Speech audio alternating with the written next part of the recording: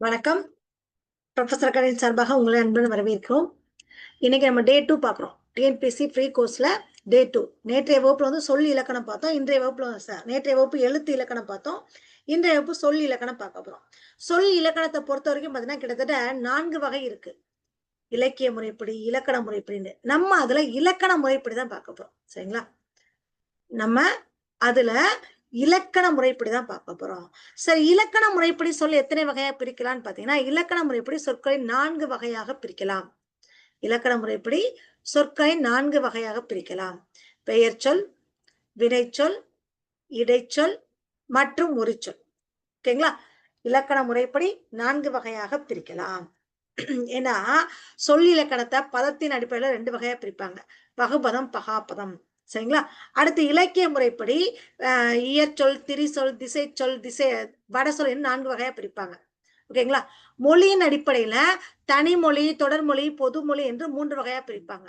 இந்த இலக்கண முறைப்படி, ஏன்னா சொல் இலக்கணத்துல உட்பிரிவுகள் 3 இருக்குது. சரிங்களா? நல்லா ஞாபகம் வச்சுக்கோங்க. மொழியின் அடிப்படையில இருக்குது, பதத்தின் அடிப்படையில இருக்குது, இலக்கிய முறைப்படி இருக்குது. இந்த 4வதா உள்ளது இலக்கண முறைப்படி. அதுல நம்ம இப்ப 4வதா பார்க்க போறது இலக்கண முறைப்படி தான் பார்க்க போறோம். பெயர்ச்சொல், வினைச்சொல், இடைச்சொல், உரிச்சொல் 4 வகையா இருக்கு. அதுல ஃபர்ஸ்ட் ஒண்ணு பெயர்ச்சொல். இப்ப ஒரு பொருளோட பெயரை குறிக்கிறது தான் பெயர்ச்சொல் அப்படின்னு சொல்றோம். இப்ப புத்தகம். புத்தகம் என்னது? ஒரு பொருளோட பேரா? புத்தகம் ஒரு பொருளா? சோ ஒரு பொருளின் பெயரை குறிக்கக்கூடிய சொல் பெயர் சொல். பாரதி, பள்ளி, காலை. இந்த இமேஜ் பாருங்க. இது உப்பு. இது ஒரு பொருளா இல்லையா? சோ ஒரு பொருளின் பெயரை குறிக்கும் சொல் பெயர் சொல். அந்த பெயர் சொல்லுக்கு கீழே உட்பிரிவுகள் 6 இருக்கு. சரிங்களா? ஒன்றன் பெயரை குறிக்கும் சொல் பெயர் சொல். அந்த பெயர் சொல் 6 வகையாக பிரிக்கிறாங்க. என்னென்னு பார்த்தா பொருட்பெயர், இடப்பெயர், காலப்பெயர், சினைப்பெயர், பண்பு பெயர் என்றாலும் குணப்பெயர் என்றாலும் ஒன்றுதான். தொழிற்பெயர். ஓகேங்களா? பெயர் சொல் 6 வகைப்படுது. பொருட்பெயர். பொருட்பெயர்னா என்ன? ஒரு பொருளை குறிக்கிறது பொருட்பெயர். ஒரு பொருளை குறிக்கக்கூடிய பெயர் சொல் பொருட்பெயர். அது உயிருள்ளது, உயிரற்றது எல்லாத்தையும் குறிக்கும். 2வது இடப்பெயர். இப்ப மதுரை, திண்டுக்கல். சரிங்களா? இதெல்லாம் என்னது? ஒரு இடத்தை குறிக்குதா? கிரிக்கெட் போட்டியில் இந்தியா வென்றது. இந்தியா என்பது ஒரு இடமா? சோ இடப்பெயர். காலப்பெயர். காலப்பெயரை பொறுத்த வரைக்கும் மாதங்கள், வருடங்கள், அந்த என்ன சொல்றது, நாளிகைகள், வினாடி, இது எல்லாத்தையும் குறிக்கிறது தான் காலப்பெயர். அடுத்து சினைப்பெயர். உறுப்புகளை குறிக்கக்கூடியது. சரிங்களா? செடிகளோட உறுப்பா இருந்தாலும் சரி, மனிதனோட உறுப்பா இருந்தாலும் சினைப்பெயர். பண்பு பெயர்னா நற்குணங்களை குறிக்கக்கூடியது. தொழிற்பெயர்னா ஒன்றன் செயலை குறிப்பது தொழிற்பெயர். சரிங்களா? இப்ப ஒன் பை ஒன்னா பார்க்கலாம். பொருட்பெயர். பொருளை குறிக்கக்கூடிய பெயர் சொல் பொருட்பெயர்னு சொல்றாங்க. இந்த பொருட்பெயர் எப்படி இருக்குது? உயிருள்ளது, உயிரற்றது எல்லாத்தையும் குறிக்கும். உயிருள்ளது, உயிரற்றது எல்லாத்தையும் குறிக்கும். மரம், செடி, மயில், பறவை, குமரன், மலர்கொடி இருக்கு இல்லையா? இந்த மாதிரி உயிருள்ள, உயிரற்ற எல்லாத்தையுமே குறிக்கக்கூடியதுதான் பொருட்பெயர். இங்க ஒரு பறவை இருக்கா? 2 பறவைகள் இருக்கா? அடுத்து இடப்பெயர். இடப்பெயர் என்ன சொல்றாங்க? ஒரு இடத்தோட பெயரை குறித்தால் அது இடப்பெயர்னு சொல்றோம். சென்னைன்ற ஒரு இடமா? பள்ளிக்கூடம் ஒரு இடமா? பார்க், தெரு. ஓகேங்களா? இது எல்லாமே ஒரு இடத்தை குறிக்குதா?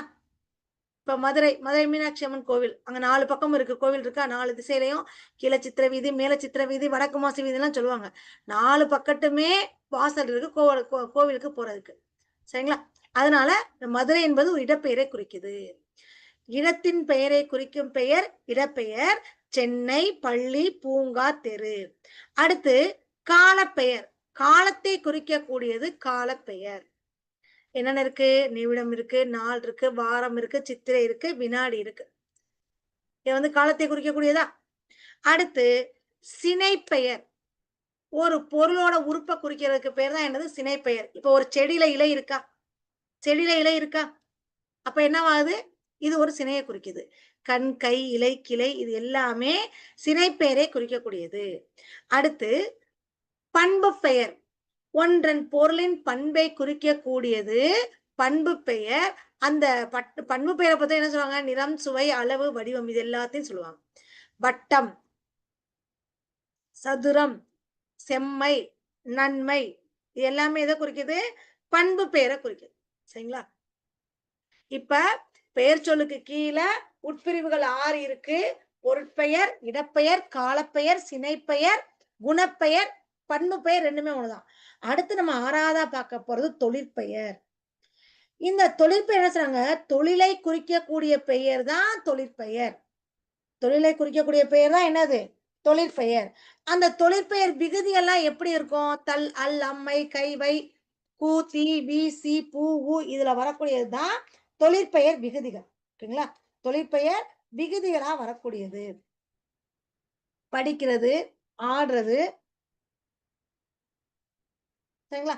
படித்தல், ஆடுதல், நடித்தல், சமைத்தல் இது எல்லாமே எதை குறிக்குது? தொழிற்பெயரை குறிக்குது. இது எல்லாமே எதை குறிக்குது? தொழிற்பெயரை குறிக்குது. ஓகேங்களா? தொழிற்பெயரை குறிக்க வரக்கூடிய விகுதிகள் என்னென்ன? தொழிற்பெயரை குறிக்க வரக்கூடிய விகுதிகள் ஆடுறாங்களா? தல், அல், அம், ஐ, கை, வை, கு, தி, பூ, சி, உ, உள், மை, து என்பன தொழிற்பெயர் விகுதிகள். இது என்ன ஆகுது? வினை பகுதியோட இந்த விகுதிகள் ஏதாவது ஒண்ணு சேர்ந்துச்சுன்னா, வினை பகுதியோட இந்த விகுதிகள் ஏதாவது ஒண்ணு சேர்ந்து வந்தா அதற்கு பெயர் தான் தொழிற்பெயர்.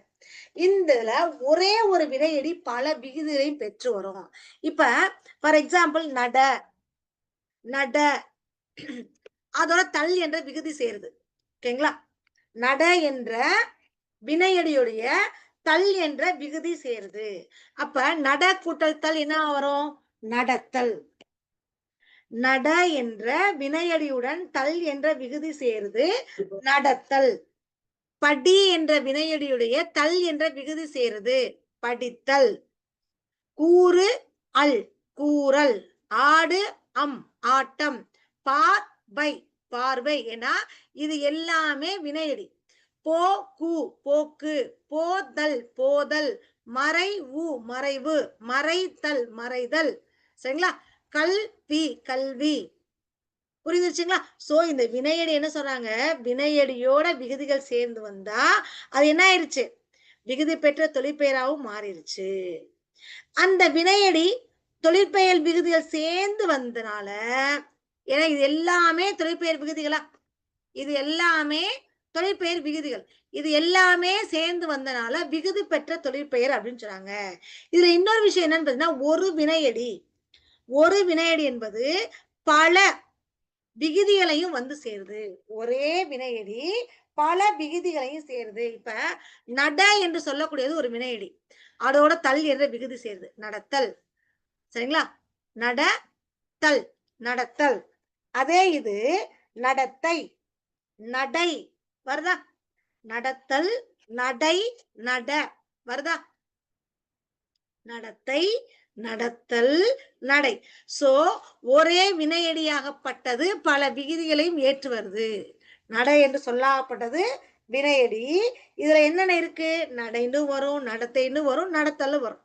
தல், ஐ, கை, வை, தை இருக்கு இல்லையா? இந்த விகுதிகள் சேர்ந்து வரக்கூடியதா இருக்கு. அடுத்து தொழிற்பெயரோட வகைகள். நம்ம பெயர்ச்சொல் பார்க்கிறோம். பெயர்ச்சொல்லோட உட்பிரிவுகள் பொருட்பெயர், இடப்பெயர், காலப்பெயர், சினைப்பெயர், குணப்பெயர், தொழிற்பெயர். அதுல தொழிற்பெயர் 6வதா உள்ளதுக்கு அதுக்கு கீழே உட்பிரிவுகள் இருக்கு. முதநிலை தொழிற்பெயர், முதநிலை தொழிற்பெயர். முதநிலை தொழிற்பெயர்னா என்ன? அதாவது விகுதி என்ற சொல் வராம, விகுதியே வராம, இப்ப தல், அல் இதெல்லாம் இருக்கு இல்லையா? இந்த மாதிரி விகுதி வராம வினை பகுதியே தொழிற்பெயராக வந்தால் அதுதான் முதல்நிலை தொழிற்பெயர். விகுதி வராமல் தல், அல், அம், மை, கை இந்த எதுவுமே வராம அந்த வினை பகுதியே, இப்ப அடித்தல் இருக்கு இல்லையா? அதுக்கு அடின்னு போட்டா, இப்ப என்ன சொன்னாங்க? ராமனுக்கு அடி விழுந்துச்சுப்பா. அப்ப அடின்றது எதை குறிக்குது? தல் என்ற விகுதி மறைஞ்சு வருதா? அதனாலதான் முதல்நிலை தொழிற்பெயர்னா என்ன? விகுதி பெறாமல் வினை பகுதியே தொழிற்பெயராக வந்தால் அது முதல்நிலை தொழிற்பெயர். அது முதல்நிலை தொழிற்பெயர். அடுத்து முதல்நிலை திரிந்த தொழிற்பெயர். இரண்டாவது முதல்நிலை திரிந்த தொழிற்பெயர். விகுதி இல்லாம விகுதி இல்லாம முதநிலை திரிந்து வரக்கூடிய தொழிற்பெயர் தான் முதநிலை திரிந்த தொழிற்பெயர். இதை சுருக்கமா சொன்னா குறில் நெடிலாகி அடிபடுத்து வரும். கெடு கேடு. ஓகேங்களா? அப்படி வரக்கூடியது. அடுத்து மூணாவது எதிர்மறை தொழிற்பெயர். இப்ப நடத்தல், நடவாமை, உதவுதல், உதவாமை, எதிர்மறை பொருளையே வரக்கூடியது எதிர்மறை தொழிற்பெயர். எதிர்மறை பொருளையே வரக்கூடியது எதிர்மறை தொழிற்பெயர். ஓகேங்களா? நான்காவது வினையானையும் பெயர். சோ தொழிற்பெயர் வகைகள் என்னென்ன இருக்கு? முதல்நிலை தொழிற்பெயர் இருக்கு, முதல்நிலை திரிந்த தொழிற்பெயர் இருக்கு, எதிர்மறை தொழிற்பெயர் இருக்கு, வினையானையும் பெயர் இருக்கு. இப்ப இதை நம்ம ஒன் பை ஒன்னா பார்க்க போறோம். முதல்நிலை தொழிற்பெயர்னா என்னது? அந்த வினையடி தன்னாலேயே வந்து அர்த்தத்தை கொடுக்கும், விகுதி இல்லாம. அதுக்கு பேர் தான் முதல்நிலை தொழிற்பெயர். என்ன சொல்றாங்க? தொழிற்பெயர் விகுதிகள் என்று சொல்லக்கூடிய தொழிற்பெயர் விகுதிகள் என்று சொல்லக்கூடிய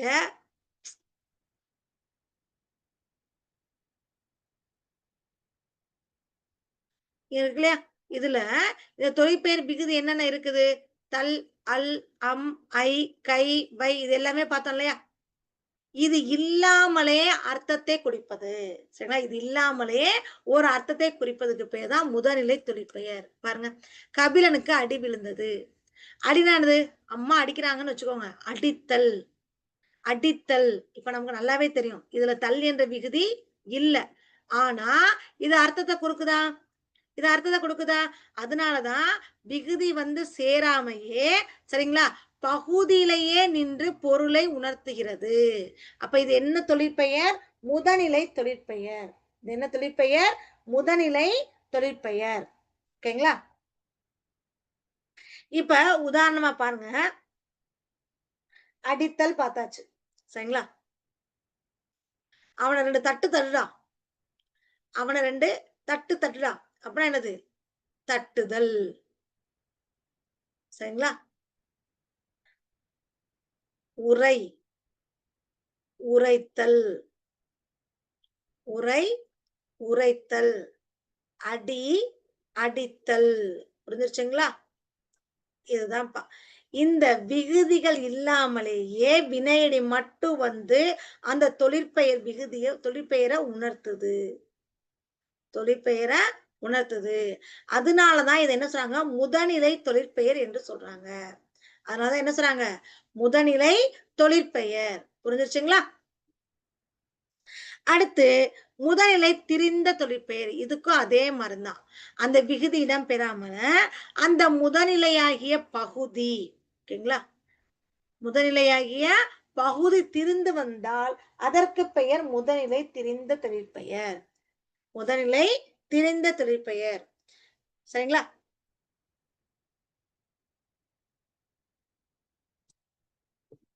அவனுக்கு என்ன கேடு?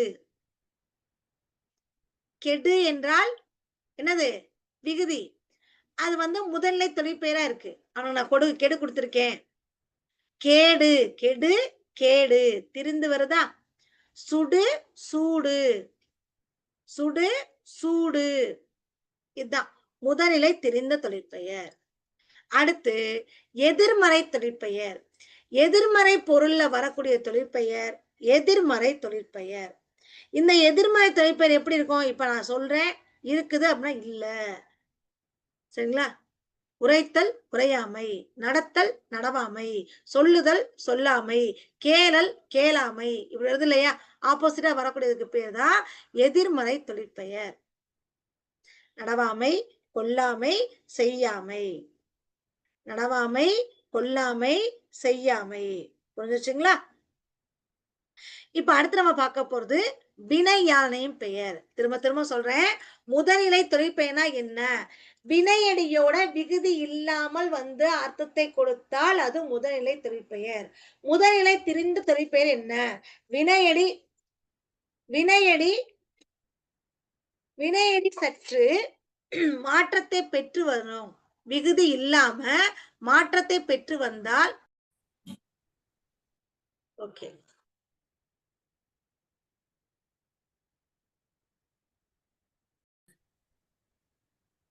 ஓகே, அடுத்து நம்ம பார்க்க போறது வினையானை பெயர். நல்லா ஞாபகம் வச்சுக்கோங்க. நம்ம என்னென்ன பார்த்தோம், அதாவது பெயர் சொல்லுக்கு கீழே என்ன இருக்கு, 6 வகையா பிரிக்கிறோம். அதுல பொருட்பெயர், இடப்பெயர், காலப்பெயர், சினைப்பெயர், குணப்பெயர், தொழிற்பெயர் பார்த்தோம். சரிங்களா? அந்த தொழிற்பெயருக்கு கீழே 4 பிரிவுகள் இருக்குது. முதல்நிலை தொழிற்பெயர், முதல்நிலை திரிந்த தொழிற்பெயர், எதிர்மறை தொழிற்பெயர் மற்றும் வினையானை பெயர். இதுல வினையானை பெயர்னா என்ன? அதாவது ஒரு வினை முற்றாகப்பட்டது, முடித்தான். ஒரு வினைமுற்றா? முடித்தான் என்பது ஒரு வினைமுற்று. அந்த பெயருடைய தன்மையை அடைந்து வேற்றுமை உருபை ஏற்றும் ஏற்காமலும் வேறொரு பயனிலையை கொண்டு முடிந்தால் அதற்கு பெயர் வினையானை பெயர். அதற்கு பெயர் வினையானை பெயர். இப்ப பாருங்க, பொறுத்தார் பூமி ஆழ்வார். பொறுத்தார் பூமி ஆழ்வார். ஒரு வினைமுற்று பெயரின் தன்மை அடைந்து வேற்றுமை உருவை ஏற்கவும் செய்யும், ஏற்கவும் செய்யும், ஏற்காமல் இருக்கும். அதே சமயம் வேறொரு பயனிலை கொண்டு முடிந்தால் அதற்கு பெயர் வினையானை பெயர். அந்த வினையானை பெயர் எதுல வருதுன்னு பாத்தீங்கன்னா, தன்மை, முன்னிலை, படர்க்கை என்று சொல்லக்கூடிய 3 இடங்கள்லையும் வரும், 3 காலங்களிலும் வரும். வினையானை பெயர் தன்மை, முன்னிலை, படர்க்கை என்று சொல்லக்கூடிய 3 இடங்களிலும் வரும், 3 காலங்களிலும் வரும். வந்தவர் அவர்தான். பொறுத்தார் பூமி ஆழ்வார். இது எதிர்காலமா?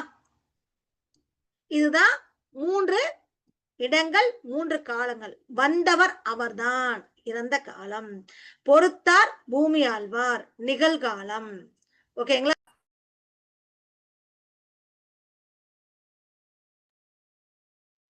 புரிஞ்சிருச்சுங்களா? சோ வினையாளின் பெயராகப்பட்டது தன்மை, முன்னிலை, படர்க்கை என்று சொல்லக்கூடிய 3 இடங்களிலும் வரும், 3 காலங்களிலும் வரும்.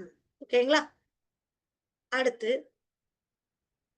வினையாளின் பெயருக்கும் தொழிற்பெயருக்கும் உள்ள வித்தியாசம் பாருங்க.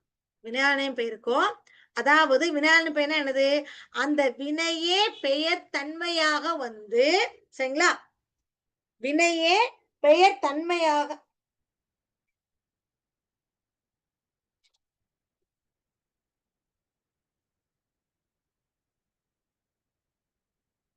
இப்ப நமக்கு என்ன சொல்றாங்க, தொழிற்பெயருக்கும் வினையாளின் பெயருக்கும் உள்ள வித்தியாசம். சரிங்களா? டாட்டர் காலம் மாத்தி போட்டுட்டேன், இப்ப சரி பண்ணிட்டேன், பாத்துக்கோங்க. அதாவது வினையாகப்பட்டது, வினைனா என்னது, ஒரு செயல். அந்த செயலே பெயர் தன்மையாக உணர்த்தி நிற்கக்கூடியது. தொழிற்பெயர்ல காலத்தை காட்டாது, தொழிற்பெயர்ல காலத்தை காட்டாது, படற்கைக்கே உரியது, படற்கைக்கே உரியது. இத வினையாளம் என்னது, காலத்தை காட்டும், தன்மை, முன்னிலை, படற்கை என்று சொல்லக்கூடிய 3 இடத்திற்கும் உரியது. ஓகேங்களா? தொழிலை செய்யும் கருத்தாவே குறிக்கும். இது என்ன செய்யறாங்க, அந்த செயலே பெயர்த்தன்மையாக நின்று உணர்த்தி வருது. தொழிற்பெயர்ல காலத்தை காட்டாது. பாடுதல், ஆடுதல், படித்தல். சரிங்களா? இதுல ஏதாவது காலம் இருக்கா? கிடையாது. பாடியவள், படித்தவர், ஆடியவள், ஆடுகின்றவள், நடிப்பவள், நடிக்கின்றவள், இது எல்லாமே எதை குறிக்குது, வினையாளு பெயரை குறிக்குது. சரிங்களா? சோ தொழிற்பெயர் என்றால் காலத்தை காட்டாது, படற்கைக்கு மட்டுமே உரியது. வினையாளின் பெயர் என்றால் காலத்தை காட்டும், 3 இடத்திற்கும் உரியது, 3 இடத்திற்கும் உரியது. பாருங்க, இப்ப நடந்தவன், நடக்கிறவன், நடப்பவன், இது எல்லாமே என்னது, உயர்திணையா? ஒரு ஆண் மகனை குறிக்குதா?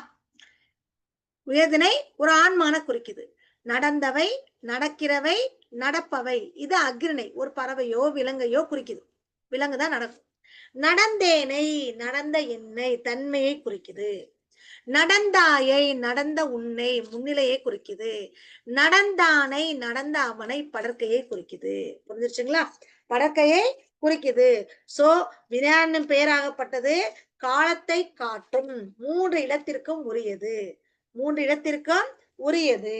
அடுத்து நம்ம பார்க்க போறது இடுகுறி பெயர் மற்றும் காரண பெயர். இடுகுறி பெயர் மற்றும் காரண பெயர். இடுகுறி பெயர்னா என்ன, அதாவது நம்முடைய முன்னோர்கள் எந்த ஒரு காரணமே இல்லாம ஒரு பொருளுக்கு ஒரு குறியீடாக வச்சுட்டு போனதான். இப்ப மலை, இமயமலை, ஆல்ஸ் மலை, இதெல்லாம் இருக்கு இல்லையா, இந்த மலை. மலைனா என்ன நமக்கு தெரியாது, நம்ம முன்னோர்கள் வச்சாங்க, ஆனா நம்மளும் அதை மலை அப்படின்னு சொல்றோம். நம்மளும் அதை என்ன சொல்றோம், மலைன்னு சொல்றோம். உண்மைதானே? அவங்க வச்சாங்க, ஆனா நம்மளும் அதை சொல்றோம். சரிப்பா. இப்ப அடுத்து காரண பெயர். இப்ப காடு, காடு இடுகுறி பெயர். மாங்காடு, மாமரம் இருக்கா, மாமரம் இருக்கா. சோ அது காரண பெயர்.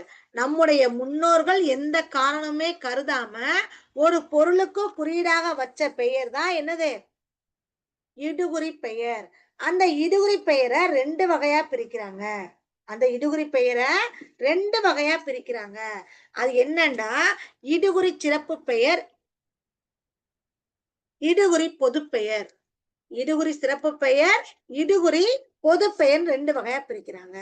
சரிங்களா? இடுகுறி சிறப்பு பெயர், இடுகுறி பொது பெயர்னு பிரிக்கிறாங்க. சோ இடுகுறி பொது பெயர்னா என்ன? இப்ப மலைன்னு இருக்கா, மலைனா இடுகுறி பொது பெயர். இமயமலை அப்படின்னா இடுகுறி சிறப்பு பெயர். இமயமலை என்னது, இடுகுறி சிறப்பு பெயர்.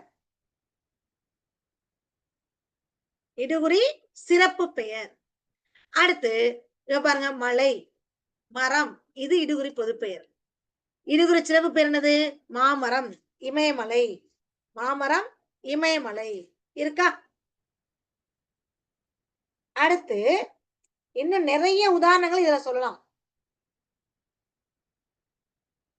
நிறைய உதாரணங்கள் இதுல சொல்லலாம். அடுத்து பாத்தீங்கன்னா, இப்ப இன்னொரு உதாரணம் கூட இருக்கு.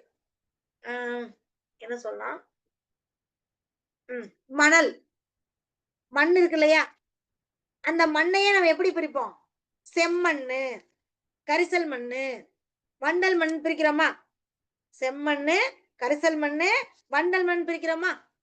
சோ இடுகுறி பொது பெயர், இடுகுறி சிறப்பு பெயர் என்றால் இதுதான் அர்த்தம், புரிஞ்சுக்கோ. சரிங்களா. அடுத்து காரண பெயர். நம்முடைய முன்னோர்கள் பொருட்களுக்கு காரணம் கருதி வச்ச பெயர் தான் காரண பெயர். அந்த காரண பெயரும் 2 வகையா பிரிக்கிறாங்க. காரண பெயரும் 2 வகையா பிரிக்கிறாங்க. அந்த 2 வகை என்னென்ன, காரண பொது பெயர், காரண சிறப்பு பெயர். காரண பொது பெயர் மற்றும் காரண சிறப்பு பெயர். பறவை, ஏன் பறவைன்னு சொல்றோம், பறக்கின்ற காரணத்தினால் அதை பறவைன்னு சொல்றோம். பறக்கின்ற காரணத்தினால் என்ன சொல்றோம், பறவை என்று சொல்றோம். காரண சிறப்பு பெயர், வளையல். இந்த வளையல் நம்ம கையில மட்டும்தான் அணிய முடியும், கையில மட்டும்தான் அணிய முடியும். அதனாலதான் கையில் அணியக்கூடிய அணிகலன். அதனால இது என்ன சொல்றோம், காரண சிறப்பு பெயர் என்று சொல்றோம். காரண சிறப்பு பெயர் என்று நம்ம சொல்றோம். புரிஞ்சிருச்சுங்களா. சோ இடுகுறி பெயர், காரண பெயர், இடுகுறி பெயரை 2 வகையா பிரிக்கிறோம். இடுகுறி பொது பெயர், இடுகுறி சிறப்பு பெயர். காரண பெயரை 2 வகையா பிரிக்கிறோம்.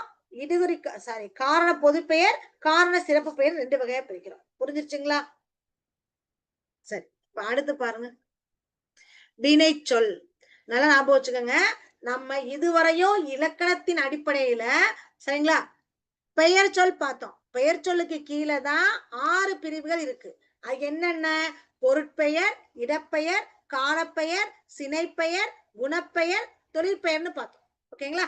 அதுல இந்த தொழிற்பெயர் விகுதிகள்லாம் என்னென்ன இருக்கு, தல், அல், அம், மை, கை, வை, கூ, தி, பூ, சி, உ, இது எல்லாமே தொழிற்பெயர் விகுதிகள் தான். அந்த தொழிற்பெயருக்கு கீழே 4 பிரிவுகள் இருக்கு.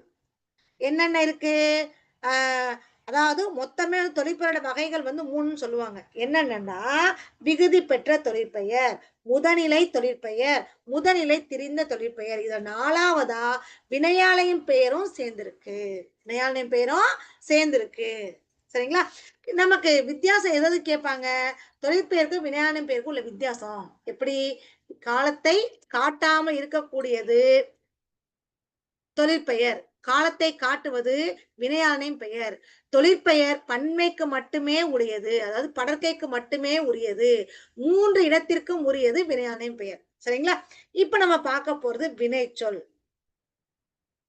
வினை சொல்னா என்ன, வினை என்றால் என்னது, ஒரு செயலா, வினை என்றாலே ஒரு செயல். அப்ப வினை சொல் ஒரு செயலை குறிக்கக்கூடிய சொல் வினை சொல். இந்த வினை சொல் எதை சொல்றாங்க, உயிருள்ள உயிரற்ற, உயிருள்ள உயிரற்ற, உயிருள்ள பொருள் உயிரற்ற பொருள், இவங்களுடைய செயலை அல்லது தொழிலை குறிப்பதற்கு பெயர் தான் என்னது, வினை என்று சொல்கிறோம். வினை என்றால் செயல், வினை என்றால் என்னப்பா, செயல். அதான் இப்ப நம்ம பார்க்கணும். ஒரு செயலை குறிக்கும் சொல் வினைச்சொல். உயிருள்ள உயிரற்ற பொருள்களுடைய செயல் அல்லது தொழிலையே உணர்த்தி வரக்கூடியது என்னது? இந்த வினைச்சொல். அக்கா வருகிறாள். அக்கா என்பது என்னது? உயர்திணையா? ஒரு பெண்ணை குறிக்குதா?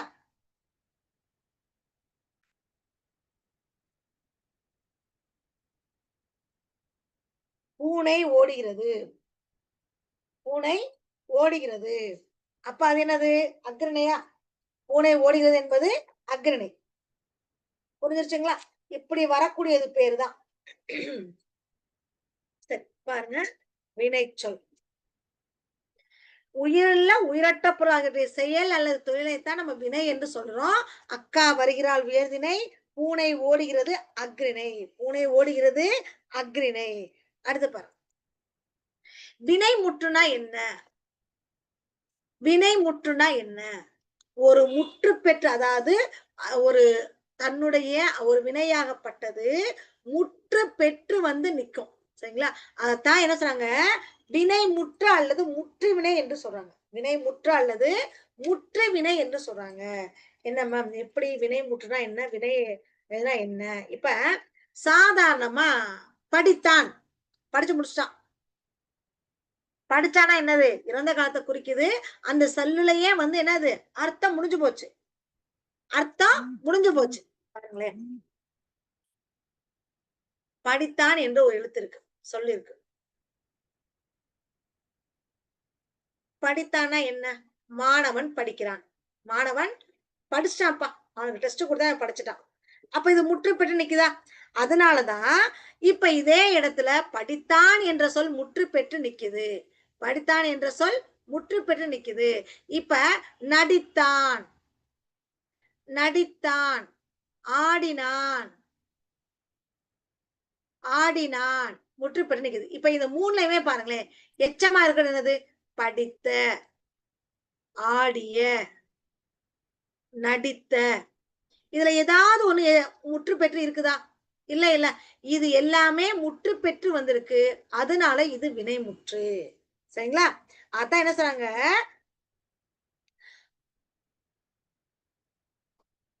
பொருள் முற்ற பெற்று நிற்கிறது. பொருள் முற்ற பெற்று நின்றால் அதற்கு பெயர் வினைமுற்று என்று சொல்றாங்க. ஏன்னா செயலை அடிப்படையாக கொண்ட சொற்கள் தான் இந்த வினைமுற்று. செயல்னாலும் வினைனாலும் ஒண்ணுதான். செயல்னாலும் வினைனாலும் ஒண்ணுதான். சுருக்கமா சொல்ல போனா ஒரு செயலை குறிக்கும் சொல் வினைச்சொல். ஒரு செயலை குறிக்கும் சொல் வினைச்சொல். அப்படிப்பட்ட வினை சரிங்களா? ஒரு செயலை குறிக்கும் சொல் வினைச்சொல். அதனாலதான் வினைமுற்று என்ன சொல்றாங்க? பொருள் முற்று பெற்ற வினை சொற்கள். பொருள் முற்று பெற்ற வினை சொற்களைத்தான் நம்ம வினைமுற்றுன்னு சொல்றோம். இப்ப ராமன் படித்தான், ராமன் எழுதினான், மலர்விழி ஆடினாள், கண்ணன் பாடுகிறான். இது எல்லாமே இருக்கா? இந்த வினைமுற்று என்ன வருது? 5 பால்களையும் காட்டும். 5 பால்களையும் காட்டும். 3 காலத்தையும் காட்டும். 3 இடத்தையும் காட்டும். சரிங்களா? புரிஞ்சிருச்சுங்களா? 5 பால், ஆண், ஆண்பால், பெண்பால், பலர்பால், ஒன்றன் பால், பலவின் பால், திணை, உயர்திணை, அக்ரிணை. சரிங்களா? இடம், தன்மை, முன்னிலை, படர்க்கை. ஓகேங்களா? எண், ஒருமை, பன்மை. இது எல்லாத்தையுமே காட்டக்கூடியது இந்த வினைமுற்று. அப்படிப்பட்ட வினைமுற்று எத்தனை வகையா பிரிக்கிறாங்க? 2 வகையா பிரிக்கிறாங்க. அப்படிப்பட்ட வினைமுற்ற எத்தனை வகையா பிரிக்கிறாங்க? 2 வகையா பிரிக்கிறாங்க. ஒண்ணு தெரிநிலை வினைமுற்று, இன்னொன்னு குறிப்பு வினைமுற்று. ஒன்று தெரிநிலை வினைமுற்று, இன்னொன்னு குறிப்பு வினைமுற்று. தெரிநிலை வினைமுற்றுனா என்ன? அதாவது செய்பவன், கருவி, நிலம், செயல், காலம், செய்பொருள் இந்த 6ஐயும் வெளிப்படையா சொல்லி காலத்தை வெளிப்படையாக காட்டினால் அதற்கு பெயர் தெரிநிலை வினைமுற்று. இன்னும் சொல்ல போனா காலத்தை வெளிப்படையாக காட்டுவது தெரிநிலை வினைமுற்று. காலத்தை வெளிப்படையாக காட்டுவது தெரிநிலை வினைமுற்று. உதாரணம் பாருங்க. படித்தான், செய்பவன் யாரு? மாணவன். செய்பவன் யாரு? மாணவன். கருவி என்னது? புத்தகம். கருவி புத்தகம். இடம் என்னது? பள்ளியாகவும் இருக்கலாம், அவனுடைய வீடாகவும் இருக்கலாம். சரிங்களா? செயல் என்னது? படிக்கிறது. காலம் என்னது? இறந்த காலம். ஏன்னா படித்தான் என்பது இறந்த காலம், படிக்கின்றான் என்பது நிகழ்காலம், படிப்பான் என்பது எதிர்காலம்.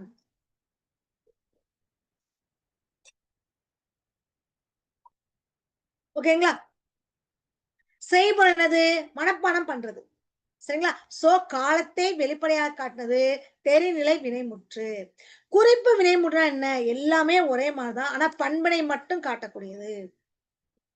பொருள் முதல் ஆறையும் அடிப்படையாக கொண்டு பொருள், இடம், காலம், சினை, குணம், தொழில் இருக்கு இல்லையா? இந்த ஆறையும் அடிப்படையாக வச்சு செய்பவன் முதலான ஆறில் கருத்தை மட்டும் குறிக்கக்கூடியது. குறிப்பு வினைமுற்றில் காலத்தை காட்டாது. காலத்தை குறிப்பால உணர்த்துன்னு சொல்றாங்க. சரிங்களா? குறிப்பு வினைமுற்று தென்னிலை வினைமுற்று காலத்தை வெளிப்படையாக காட்டும். ஓகேங்களா? சரிங்களா? காலத்தை வெளிப்படையாக காட்டாமல் குறிப்பால் உணர்த்தக்கூடியதுதான் என்னது? இந்த குறிப்பு வினைமுற்று. ஏதாவது ஒண்ணு அடிப்படையா வைக்கும். சரிங்களா? காலத்தை வெளிப்படையாக காட்டாம அந்த செய்பவரை மட்டும் வெளிப்படையாக கொண்டதுதான் என்னது? குறிப்பு வினைமுற்று. சென்டென்ஸ் பாருங்க. பொருள் முதல் ஆறையும் அடிப்படையாக கொண்டு. பொருள் முதல் ஆறுனா என்னது? அந்த பொருள், இடம், காலம், சினை, குணம், தொழில். சரிங்களா? இந்த கருத்தா ஒன்றை மட்டுமே தெரிவித்து காலத்தை வெளிப்படையாக காட்டாமல், காலத்தை வெளிப்படையாக காட்டாமல், காலத்தை வெளிப்படையாக காட்டாமல், ஓகேங்களா? குறிப்பால் உணர்த்தக்கூடியது. வெளிப்படையாக காட்டாமல் குறிப்பால் உணர்த்தக்கூடியதுதான் குறிப்பு வினைமுற்று. அவன் பொன்னன். அவன் என்ன செய்யறான்? பொன்னன்னா என்னது? ஒரு பொருள் இருக்கு. பொன்னால் ஆன நகைகளை உடையவன். அவன் நல்லவன். அவனுடைய குணத்தை காட்டுது. அவன் நல்ல தன்மைகளை உடையவன். அவன் மதுரைக்காரன். அவன் இடத்தை காட்டு. அவன் உழவன். அவனுடைய தொழிலை காட்டுது. சரிங்களா? அவன் சித்திரையான். காலத்தை காட்டுது. அவன் சித்திரை மாசம் பிறந்திருக்கான். அவன் உழவன். ஓகேங்களா? சரி, இப்ப அடுத்து பாருங்க. ஏவல் வினைமுற்று. நம்ம வினைமுற்று பார்த்தோம். ஃபர்ஸ்ட் தெரிநிலை வினைமுற்று, இன்னொன்னு குறிப்பு வினைமுற்று பார்த்தோம். தெரிநிலை வினைமுற்று என்பது காலத்தை வெளிப்படையாக காட்டக்கூடியது. குறிப்பு வினைமுற்று என்பது பண்பினை மட்டுமே காட்டக்கூடியது. காலத்தை வெளிப்படையாக காட்டாமல் குறிப்பால் உணர்த்தக்கூடியது. செய்பவருடைய குறிப்பால் உணர்த்தக்கூடியது குறிப்பு வினைமுற்று. ஓகேங்களா? இப்ப அடுத்து நம்ம பார்க்க போறது ஏவல் வினைமுற்று. இப்ப நான் இருக்கிறேன், நான் உங்களை ஒரு செயல் செய்யன்னு சொல்றேன். அதுக்கு பேர் தான் ஏவல் வினைமுற்று. ஓகேங்களா? எழுது ஒருமை, எழுதுங்கள் பன்மை. ஆனா அப்ப அந்த எழுதுங்க என்றது எழுதுமின் என்று வரும். எழுது என்றால் ஒருமை, எழுதுமின் என்றால் பன்மை. ஆனா இப்ப அந்த பன்மையில வந்து எழுதுங்கள்னு வருது. ஓகேங்களா? புரிஞ்சிருச்சுங்களா? ஒரு செயலை செய்யுமாறு ஏவுவதுக்கு பேர் தான் ஏவல் வினைமுற்று. அடுத்து நம்ம பார்க்க போறது வியங்கோல் வினைமுற்று. வாழ்த்துதல், வைதல், வேண்டல், விதித்தல் பொருள்கள் வரக்கூடியது வியங்கோல் வினைமுற்று. இந்த வியங்கோல் வினைமுற்றின் விகுதிகள் என்னன்னு பாத்தீங்கன்னா கா, இய, இயர். கா, இய, இயர். சரிங்களா? வியங்கோல் வினைமுற்று நல்லா ஞாபகம் வச்சுக்கோங்க. 2 திணைகளையும் ஏற்கும். அதுதான் உயர்திணை, அஃறிணை. 5 பால்கள் என்று சொல்லக்கூடியது ஆண்பால், பெண்பால், பலர்பால், ஒன்றன்பால், பலவின்பால். 3 இடங்கள் என்று சொல்லக்கூடியது தன்மை, முன்னிலை, படர்க்கை. ஓகேங்களா? சோ வாழ்த்துதல், வைதல், வேண்டல், விதிப்படி வரக்கூடியது வியங்கோல் வினைமுற்று. இந்த வியங்கோல் வினைமுற்று 2 திணைகளையும் ஏற்கக்கூடியது, 5 பால்களையும் ஏற்கக்கூடியது, 3 இடங்களையும் காட்டக்கூடியது. இதோடைய விகுதிகள் என்று சொல்லக்கூடியது கா, இய, இயர். இதோடைய விகுதி என்னது? கா, இய, இயர். வாழ்க, வாழிய, வாழியர். சரிங்களா? வாழ்க, வாழிய, வாழியர். ஒலிகவும் இருக்கு. அடுத்து நம்ம பார்க்க போறது எச்சம். சரிங்களா? அடுத்து நம்ம பார்க்க போறது எச்சம். நான் முன்னாடியே உங்ககிட்ட சொன்னேன் இல்லையா? அதாவது படித்தான் என்பது ஒரு வினைமுற்று, படித்த என்பது எச்சம். அதாவது ஒரு முழுமையடையாத வினை சொல்லத்தான் இங்க எச்சம் என்று சொல்றோம். முழுமையடையாத வினை சொல்லதான் என்ன சொல்றோம்? எச்சம் என்று சொல்றோம்.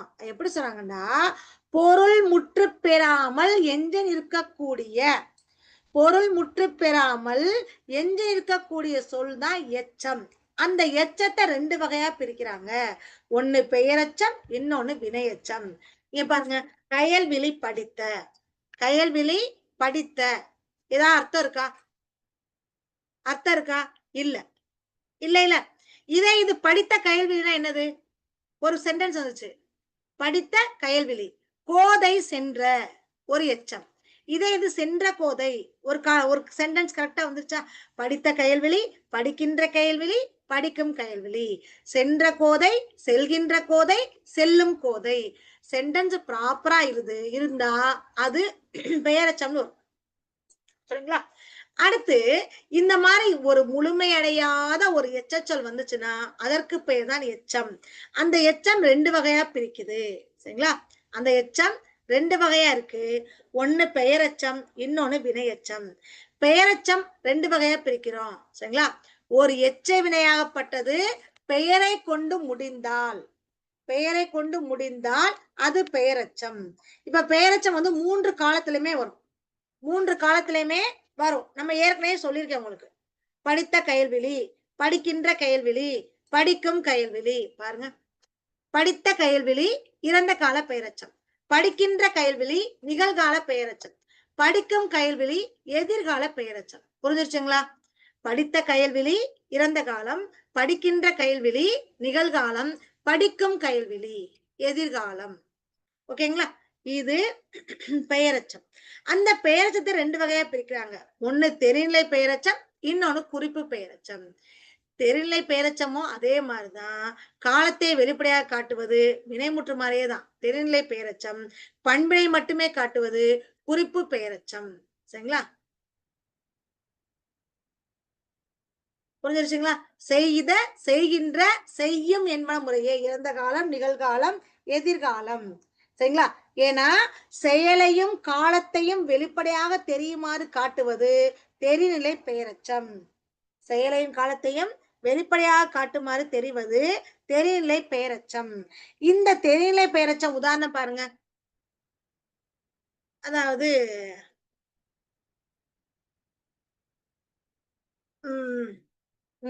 எழுதிய கடிதம் பாருங்களேன். எழுதிய பாடல், எழுதுகின்ற பாடல், எழுதும் பாடல், எழுதிய பாடல், எழுதுகின்ற பாடல்.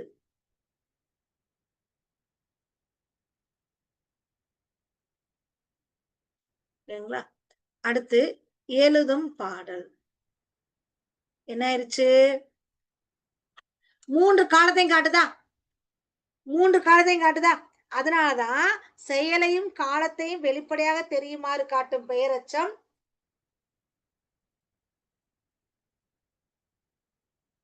தெரிநிலை பெயரெச்சம். இப்ப இந்த எழுதிய இருக்கு இல்லையா, இது என்ன ஆயிடுச்சு? எழுதி முடிஞ்சது, இறந்த காலத்தை காட்டுது. எழுதுகின்ற நிகழ்காலத்தை காட்டுது. எழுதும் எதிர்காலத்தை காட்டுது. ஓகேங்களா? மூன்று காலத்தையும் செயலையும் வெளிப்படையாக காட்டுது. இந்த தெரிநிலை பெயரெச்சம் உடன்பாட்டிலையும் வரும், எதிர்மறையிலையும் வரும். தெரிநிலை பெயரெச்சம் எதுல வருது? உடன்பாட்டிலையும் வரும், எதிர்மறையிலையும் வருது. பாருங்க.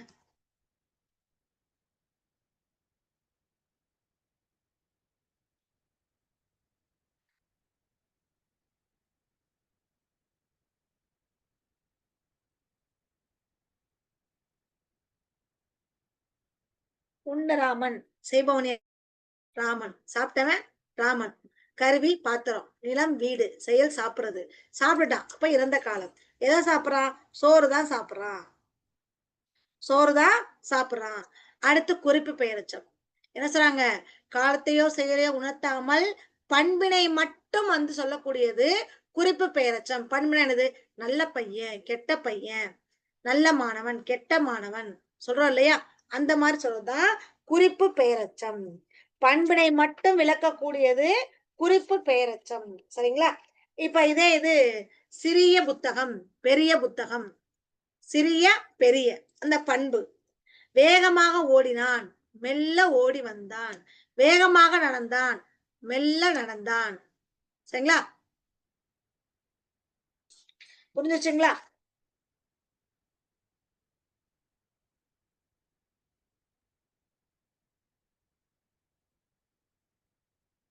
அந்த பண்பினை மட்டும்தான்பா குறிக்கும். சரிங்களா? புரிஞ்சுச்சுங்களா? காலத்தை குறிப்பால் உணர்த்தாமல், காலத்தை காட்டாம. இத ஒரு நிமிஷம் அடிச்சுக்கங்க. அதாவது காலத்தை வெளிப்படையாக காட்டாமல்,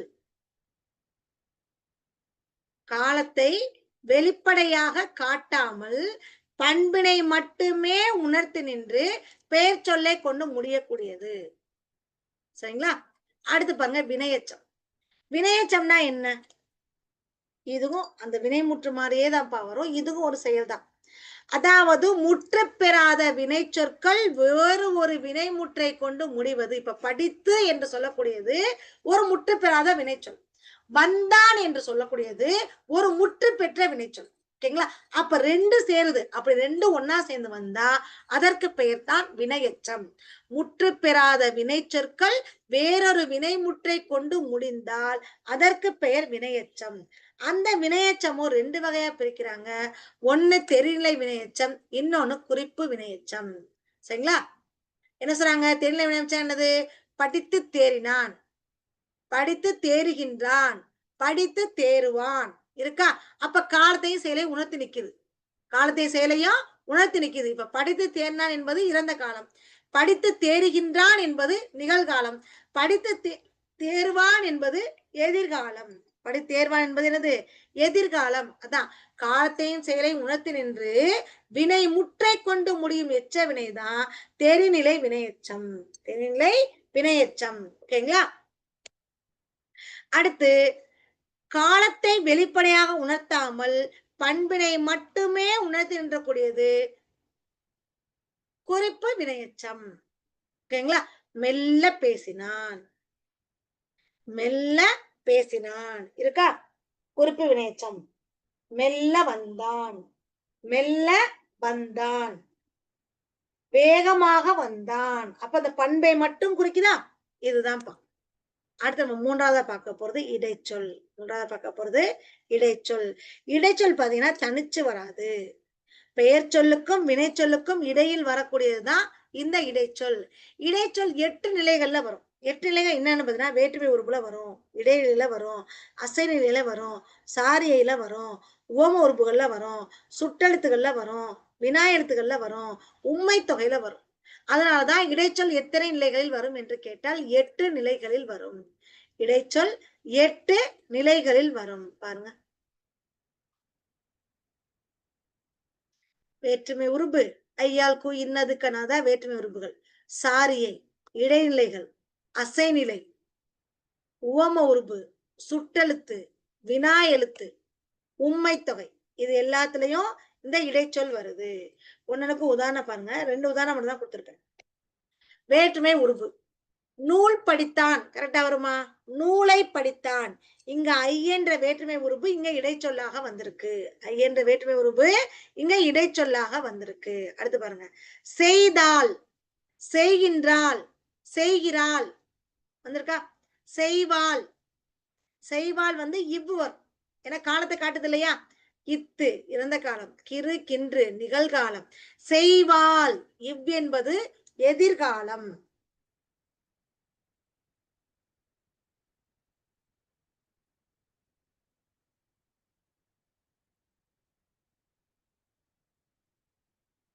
செய்வாள் எப்படி பிரிப்போம்? செய் கூட்டல் இவ்வு கூட்டல் ஆள். அப்ப இங்க இவ் என்பது என்னது? நிகழ்கால இடைநிலை, சரி எதிர்கால இடைநிலை. ஏன்னா இத்து இட்டு இற்று இன்ன இது 4 இறந்த கால இடைநிலை. கிறு கின்ற ஆனின்று இது நிகழ்கால இடைநிலை. அப்ப எதிர்கால என்னது? இவ் இருக்கா? சரி. அடுத்து பாருங்க. 2 பொருள்களுக்கு இடையில ஒப்புமையை உணர்த்துவதற்காக என்னண்டா அந்த ஓம உறுப்புல வரும்னு சொன்னா இல்லையா? ஓம உறுப்புகளை வரும்னு சொன்னா இல்லையா? அதுக்குத்தான் இந்த இடைச்சொல் என்னது? போல, புறைய, மோன, கடுப்ப, நாராயண, நேர, நிகர, அன்ன, இன்ன இது எல்லாமே ஓம உறுப்புகள். அந்த 2 பொருள்களுக்கும் ஒப்புமையை ஏற்படுத்துறதுக்காக இந்த இடைச்சொல் வந்து ஓம உறுப்பு இடைச்சொல்லா இங்க வந்திருக்கு. ஓம உறுப்பு இங்க இடைச்சொல்லா வந்திருக்கு. தேன் போன்ற மொழி. அப்ப போன்ற என்ற ஓம உறுப்பு இங்க இடைச்சொல்லாக வந்திருக்கு. ஓகேங்களா? அடுத்து நம்ம பார்க்க போறது உரிச்சொல். இந்த உரிச்சல் என்ன தெரியுமா சொல்லுவாங்க, செய்யுளுக்கே உரிமை பெற்று வரக்கூடிய சொல்லுதான் இந்த உரிச்சொல். இந்த உரிச்சொல் பாத்தீங்கன்னா பெயர் சொல்லுக்கும் வினை சொல்லுக்கும் முன் அடையாளமாக வரக்கூடியது. இந்த இடைச்சொல் இடையில வரும், உரிச்சொல் வந்து முன்னாடியே வந்து நிற்கும். மாநகர், சாலச் சிறந்தது, நனி, இது எல்லாமே என்னது உரிச்சொல். இந்த உரிச்சலை 2 வகையா பிரிப்போம். ஒண்ணு ஒரு குணம் தழுவிய பல உரிச்சொல், இன்னொன்னு பல குணம் தழுவிய ஓர் உரிச்சொல். 2 வகையா பிரிப்போம். ஒரு குணம் தழுவிய பல உரிச்சொல்னா என்ன? அதாவது பல உரிச்சொற்கள் ஒரே ஒரு குணத்தை வச்சு வரக்கூடியது. இப்ப மிகுதி என்ற சொல் இருக்கு இல்லையா, இந்த மிகுதிக்கு என்னன்னு சொல்றாங்க? சாலச் சிறந்தது, சாலப் பேசினான். சரிங்களா? சாலச் சிறந்தது, சாலப் பேசினான். புரியுதுங்களா? அடுத்து பாருங்க, பல குணம் தழுவிய ஓர் உரிச்சொல். இந்த கடி என்ற ஒரு உரிச்சொல்ல பல பொருள்களை உணர்த்துது. கடி, கடினா என்னது? விரைவு, மனம், காப்பு, கூர்மை. இப்ப இத வந்து கடி நகர் அப்படின்னு சொல்றோம். கடினா என்னது? பாதுகாப்பு. இங்க பாதுகாப்பு இருக்கா, காப்பு இருக்கா? அப்ப பாதுகாப்பான நகரம். கடி மலர், மலர் எப்படி இருக்கும்? மனமிக்கதா இருக்குமா? அப்ப மனமிக்க மலர். கடி நுனி, நுனினா என்னது? கூர்மை, கூர்மை மிக்க நுனி. புரிஞ்சுச்சுங்களா? இதுதான்ப்பா இந்த உரிச்சல இருக்கக்கூடியது. சோ பெயர் சொல்லுக்கும் வினை சொல்லுக்கும் இடையில் வரக்கூடியது இடைச்சொல். பெயர் சொல்லுக்கும் வினை சொல்லுக்கும் முன் அடையாளமாய் வரக்கூடியது உரிச்சொல். இப்ப நீங்க தான் ஆன்சர் பண்ண போறீங்க. தை திங்கள், இதோட வகை என்னது? தொழிற்பெயரா, காலப்பெயரா, பண்பு பெயரா, இடைப்பெயரா? காலத்தை குறிக்குது. சரிங்களா? அப்ப காலப்பெயர். அடுத்து பாருங்க, முற்று பெறாமல் எஞ்சி நிற்கக்கூடிய சொல் முற்று பெறாமல். அப்ப அது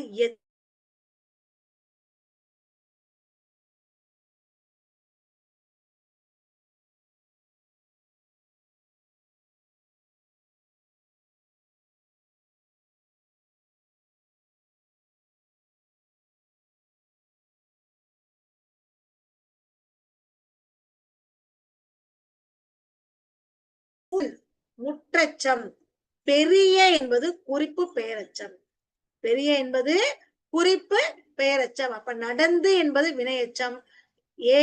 ஒண்ணுக்கு வந்து ஈயன்னா 4, பேசிய 3, எடுத்தனன் 1, பெரிய குறிப்பு பண்பினை காட்டுதலே. அப்ப ஆப்ஷன் ஏ தான் இதுக்கு சரியான விடை.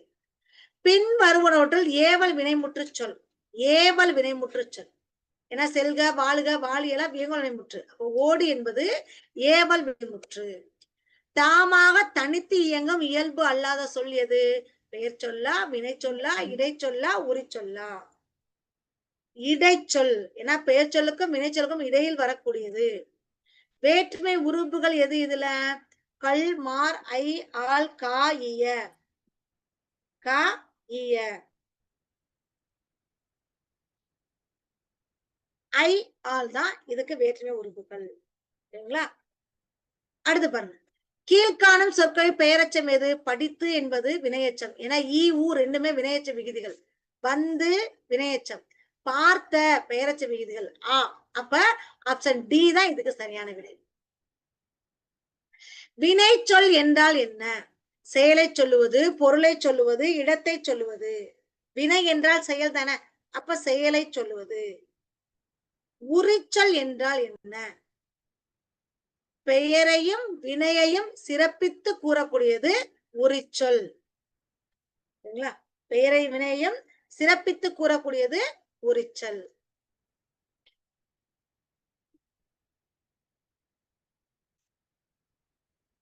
Okay, thank you. 2ஆம் நாள் வந்து சொல் இலக்கணம் பார்த்தாச்சு. இதுல நீங்க முக்கியமா எதை பார்க்கணும் அப்படின்னு பாத்தீங்கன்னா, இந்த எச்சம் நல்லா பாத்துக்கோங்க. தெரிநிலை பெயரச்சம், குறிப்பு பெயரச்சம், தெரிநிலை வினைமுற்று, குறிப்பு வினைமுற்று. ஏன்னா டிஎன்பிஎஸ்சியை பொறுத்த வரைக்கும் அதிகமான கேள்வி வளையல். சரிங்களா? இல்ல இடுகுறி சிறப்பு பெயருக்கு உதாரணம் கொடுன்னு கேட்பாங்க. காரண சிறப்பு பெயருக்கு உதாரணம் எதுன்னு கேட்பாங்க. இதை நல்லா நீங்க பாத்துக்கோங்க. சரிங்களா? இம்பார்ட்டன்ட் எதுவோ அதை நான் உங்களுக்கு கொடுத்துருக்கேன். அது மாதிரி நீங்க நல்லா கவனமா பாத்துக்கோங்க. All the best. Thank you all.